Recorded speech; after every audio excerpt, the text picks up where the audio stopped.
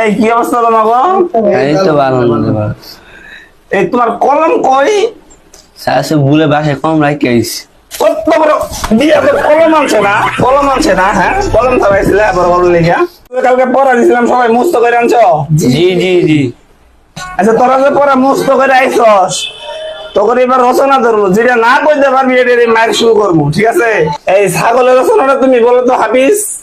ছাগলের দুইটা পা আছে, চারটা কান আছে। ছাগল অন্ধলান চলে।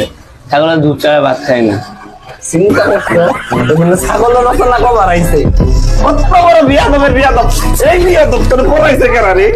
কত বড় ভিয়াক কল বলে ছাগলের রচনা করতেছে, ছাগল বলে দুধ দিয়ে বাখা। তবে দুইটা একটা মার দেয়া মন চা দুইটা, হ্যাঁ তুই আবার পড়বার আইছস। এই আকাশ তুই এবার কুমিরের রচনাটা করছে। কুমিরের চারটা চোখ আছে, কুমিরে বনে বাস করে, কুমিরের পিঠে শহরের চামড়া। তোকে আমি এই শিখাইছি নিবে, হ্যাঁ কুমিরের চারটা চোখ আছে, কুমিরে বনে বাস করে, কুমিরে সারা জীবন দেখে এলাম বাস করে লোকে পানিতে, তোরা কস বনে বাস করে, তোকে এটাই শিখাইছি রে তোর বাচ্চা। এই রাজীব তুমি এবার ভাইকে নিয়ে একটা সুন্দরভাবে রচনা বলো, যদি তুমি এটা বলতে না পারো ঠিক আছে আজকে তোমার কপালে আছে লাড়ি।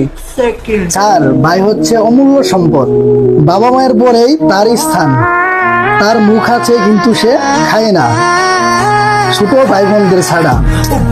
বিয়ের আগ পর্যন্ত ভাই হচ্ছে অমূল্য সম্পদ, সেটাই হলো ভাই। রাইট, দেখছস তোরা দুইটা হইছস বলত। কত সুন্দর করে আমার একটা রচনা পড়ে শোনাইছে।